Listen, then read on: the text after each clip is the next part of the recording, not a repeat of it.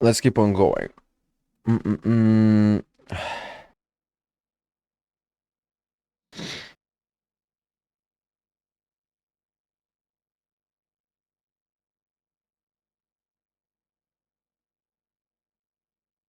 You either die.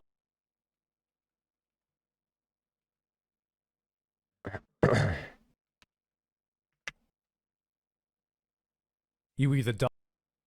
Let me just check one thing.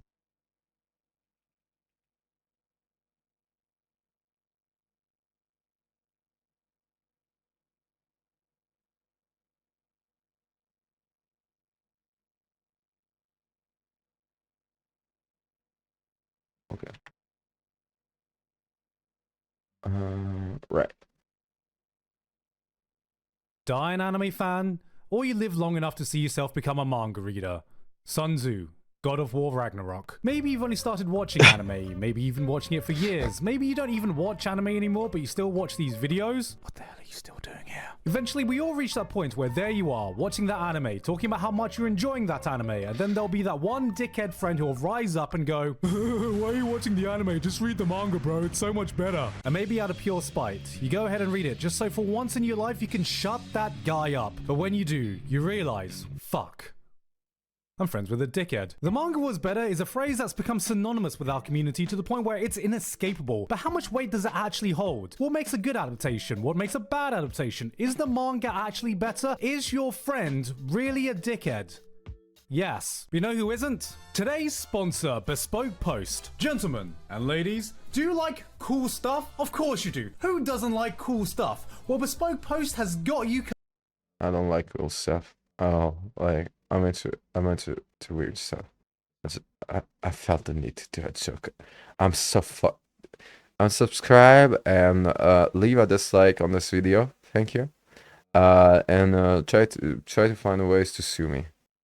Alright, let's keep on going. Covered. Bespoke Post is a membership club for top shelf goods and under the radar brands where you'll receive a box of awesome goods every single month. It's completely free to sign up and you'll have flexibility to cancel anytime you want. I am so glad to be working with Bespoke Post again because since they last sent me some stuff, I genuinely still use it. This is their handy bag I got from their weekend the box last time, and as you can see, since I've been traveling so much this year, I have gotten a lot of use out of this. It's genuinely been so perfect every time I go for a short weekend trip or when I just need to throw some equipment in when I'm going to a shoot. Each one of these boxes of awesome contain around $70 worth of items but cost you a fraction of that value. Every month you'll be introduced to cool new products ranging from outdoor gear, barware, home and kitchen goods, clothing and so much more. 90% of the products come from small brands, many of which are based in the US. All tailored to your personal taste after filling out your personal preferences. And don't worry if you don't like everything they choose for you because each month you can preview all the items you're gonna get. You can choose to keep it, swap it for another box, or just veto the month entirely. You'll only pay for what you want and you'll never get products that aren't useful to you. This month I'm going to be receiving their point, cask, and roast box to try out. Of all of these, I think I'm most excited to try out the white oak mini barrel and bottling kit from the cask box to really level up my newfound appreciation I've gotten for Japanese whiskey since I've been moving here. So, what are you waiting for? To get 20% off your first box of awesome, you can click the link in the description, use code GIGUK20 at the checkout, or just go to bespokepost.com/GIGUK20. Thank you again to Bespoke Post for sponsoring me today. Back to the video. The topic of manga and anime adaptations is a long and nuanced discussion that's been had so many times in our community that I don't even know where I can even begin. Like Godwin's law, every conversation you have about manga adaptations will eventually. Okay, when it comes to like read the manga, I actually fucking took the time because Berserk was really like something. The anime looks actually do not look good for me to watch. It looks too bad for me to watch. But I watched a 5 hour video explaining the whole story of Berserk, and with like the manga images, like it was really well done by the dude.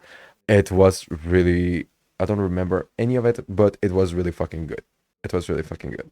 leads you one step closer to mentioning Berserk. You have arguably the greatest manga at your fingertips and one of the greatest stories ever told. So surely, if you just stick to the source material, no matter how it looks, can an adaptation that stays completely faithful to the story and characters still be bad? The Black Swordsman, you!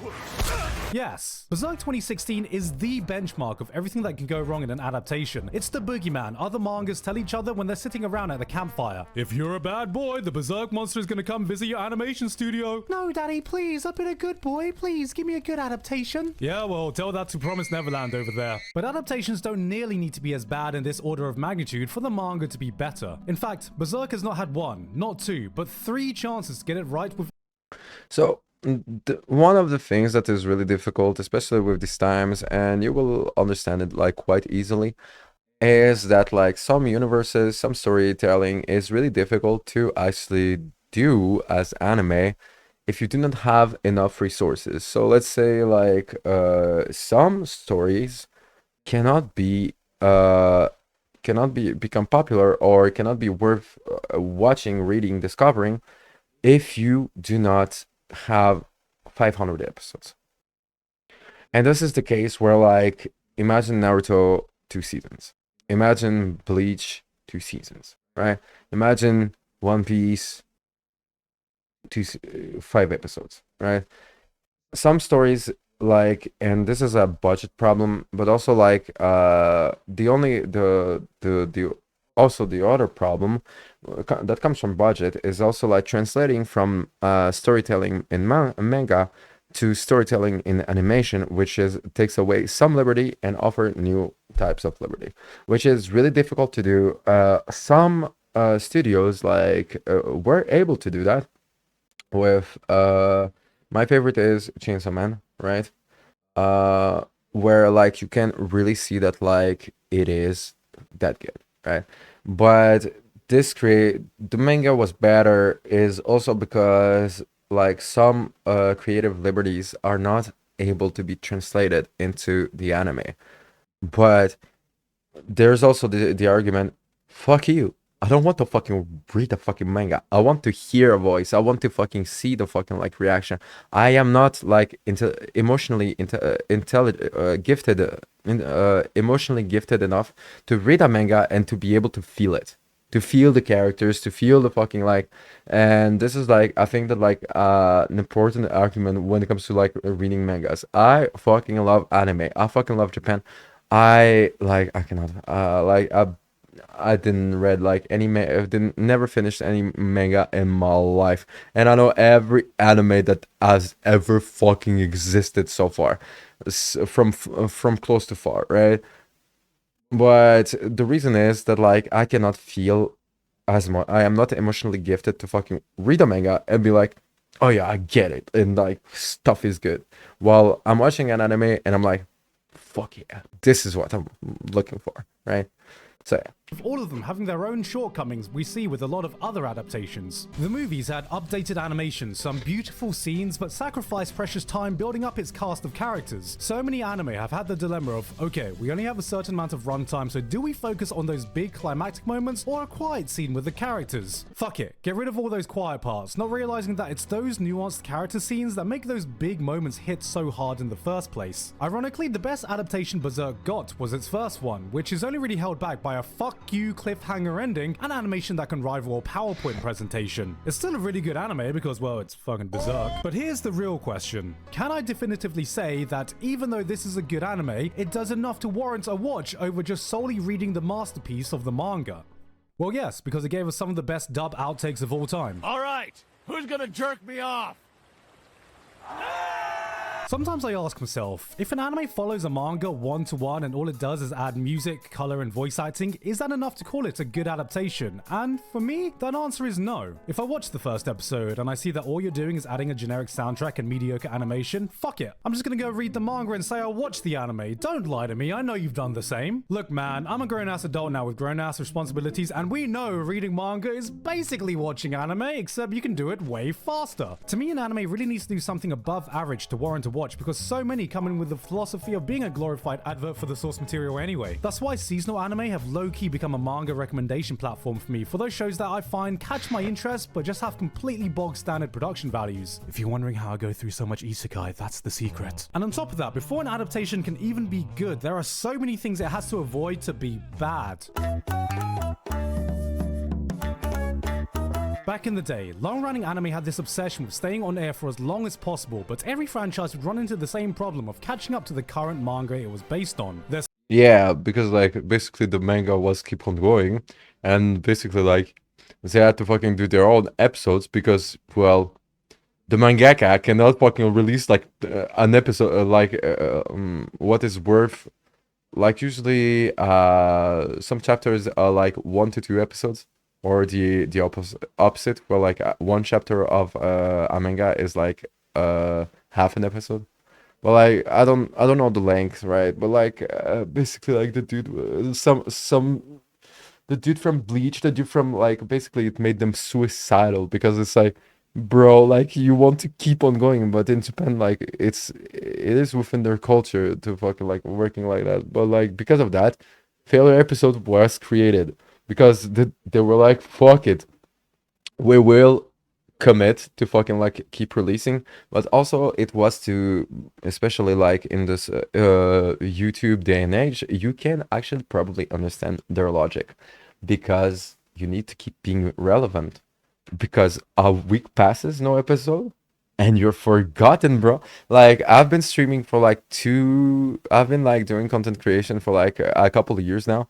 The second I take a break, the moment my whole fucking career starts to be destroyed, begins to be destroyed. I am not like past the step of actually like being relevant enough where like I can take a break. It's fine though, but it's just to give you like, now that I think of it, it is similar with anime, because if the anime is relevant, all the side products, the t-shirts, the figurines, and everything that is bound linked to the anime still sells. But if no one fucking thinks about Naruto, no one will fucking think about buying a fucking Naruto figurine. You get me? Maybe you don't. Maybe you do. I don't give a fuck. Let's keep watching. Solution?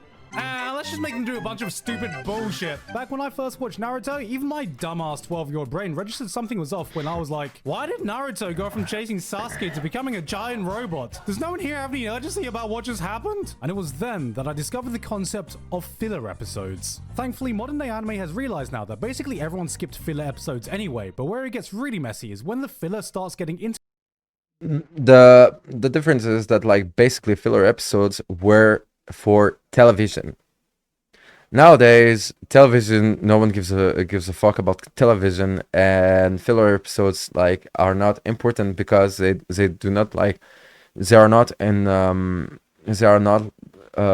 for a weekly television schedule, right? So that's why also, because like now with the era of the internet, well, basically they do not have this need to actually like have a scheduled release, and they are way more free to do that, and they have way more time because television does not function the same way as the internet does. Integrated into normal episodes. And I hate to do this to one of my favorite franchises of all time, but that's the reason I stopped watching One Piece. The One Piece anime is something I hold dear to my heart, but after a certain point, the anime just became unfucking watchable for me. I'd noticed several episodes in a row would have a 5-minute recap of stuff I literally just saw. They'd keep cutting to characters nobody gave a shit about to do a scene that doesn't fucking matter. Pacing was murdered by characters constantly pausing and having extended stare-offs where absolutely nothing was achieved except padding out the runtime. This is when filler ceases to be just a minor inconvenience you can skip to something that actively hurts the viewing experience just so you can stretch out the material you have as far as possible. And so, I started reading the manga and never looked back since. Manga readers have this obsession with getting a perfectly faithful adaptation, and it's easy to understand why. We've seen Promised Neverland Season 2, we've seen Tokyo Ghoul Route A, we've seen what happens when an anime looks at a manga and goes, no, I'm actually gonna do my own thing now, bye bye, fuck you. Anime original endings, shows that completely rush through the source material, the list goes on, and because of this, it feels like there's a pressure to stick as closely to the manga as possible, but is being 100% faithful always the best way to go? The Boys is a great example of this. It took a violent, edgy for edge's sake comic and reworked it to be a modern satire of superheroes and commercialization, making it a far more interesting product than it ever was. That was diabolical. But anime has also done similar things. K-On! Transformed a 4-comer manga into a coherent ongoing storyline with a bit of music sprinkled in that became one of the most beloved slice-of-life anime to ever come out. Devilman Crybaby did. Well, have you seen the original Devilman at all? Being faithful, while proving to be a stable route to success, can sometimes be a shackle if the anime is just trying to take every panel, every scene, and putting them on the screen. Because what I think we don't see enough is what it means to adapt to anime itself. Manga has a lot of strengths as a medium. You turn the page of a Junji Ito horror manga and it's effectively a jump scare. You're greeted with this detailed, horrific imagery that will haunt your nightmares, gruesome drawings that'll seep into your unconscious, never to leave your memories again. And in the anime, it's like, why did Squidward have a baby with Megamind? Transforming a manga to anime doesn't mean just adding movement. You need to know what works for anime and vice versa. You know, it's easy to show you a panel of Mob Psycho 100 than a scene from the anime and be like, I wonder what's the best way to experience this story. But I think it goes deeper than just animation equals good, because what I think is more important is capturing the soul of the original while translating it to what works best for film. And to make my point, we need to talk about something entirely different. Light novels. You can almost always tell within 5 minutes when a show is adapting from a light novel as opposed to a manga. Characters aren't afraid to go on overly indulgent internal monologues. There will be long scenes of nothing but just dialogue between 2 or more characters with almost nothing visually interesting going on. Character A is talking, okay, cut to character A standing still and talking. Character B starts talking, okay, cut to character B. A is talking again, okay, cut back to A, then B again, then A. It all feels so rigid, like an AI program looked at the script and went, okay, plot understood, here are your storyboards. And only in the rarest moments does it feel like any thought was put into the visual aspect beyond the dramatic scenes and action moments. Cut to manga adaptations, boom, instantly, dialogue is used more sparingly. You normally get a sense there's a bigger emphasis on visual storytelling, which makes sense because did you know? Manga has visuals. Of course there are exceptions, but on a whole, anime based on manga often feel very different to anime based on light novels because the source material is always written or drawn with their original medium in mind. But shouldn't the anime take this into account? You look at a dynamic shot like this and you immediately feel, alright, now this is an anime original production not bound to any manga. But way more anime could do things that are suited only for anime, like one of the big things where manga can falter, it's in the action. I'm sure we've all read that one manga where there's that big epic fight happening. Punches are being thrown, swords are swinging, shit is hitting the metaphorical fan, and you're like, I can't tell what's going on. Subtle movements in intense action scenes can easily get lost on a still page, so manga needs to compensate by portraying big, clearly defined actions so the reader doesn't lose track of what's going on or just have a bloody monologue explain it. Take a look at this live action choreographed fight scene. This one's a favorite of mine. You have 2 guys fighting, the protagonist and the big boss, and the big boss is always just one step ahead. The man has counters for counters of your counters, and this is all conveyed in split seconds. No explanation, you can see what's going on. Now, if this was a manga, this fight would be like, okay, what he's gonna do is throw a mid kick to my left, so what I'm gonna do is catch his kick, then elbow his leg so he can't kick anymore. And the other guy would be like, haha, fool, I'll just bend my leg at the last second, blocking his elbow and nullifying his attack. Oh no, he blocked my elbow. Well, in that case, what I'll do next is...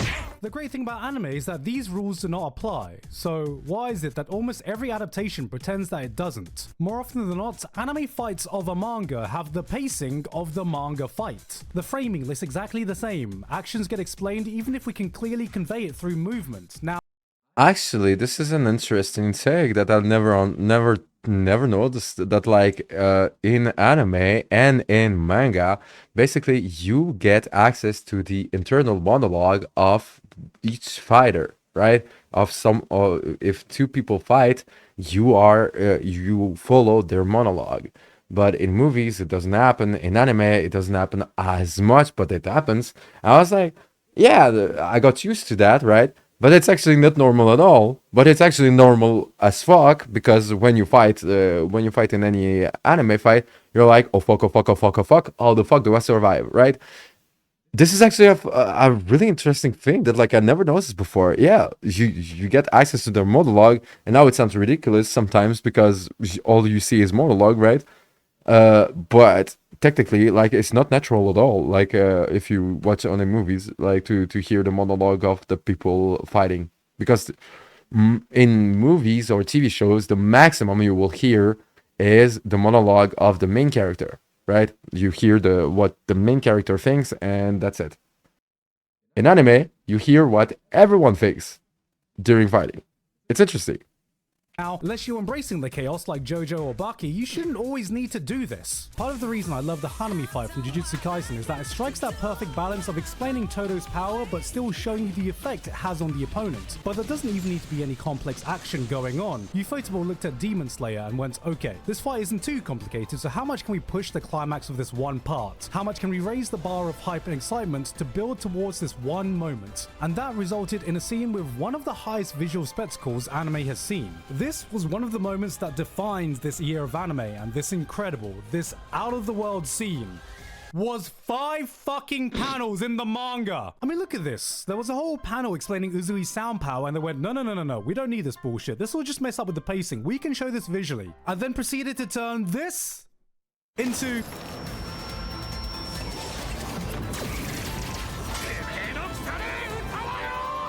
Motherfuckers might as well have just turned water into wine, but this isn't limited to action scenes either. One of my favorite scenes from Naruto comes from a moment with Shikamaru. Spoilers for Naruto Shippuden, if you still care about that. Shikamaru has just lost his team leader, and they're all in the process of mourning. Randomly, his father invites him to play a game of shogi, which isn't too unusual for the two of them, and in 2 minutes of one single unbroken shot, his father slowly lectures him during the game. And in that moment, his father has given him permission to let out all the pent-up feelings he's been holding on inside.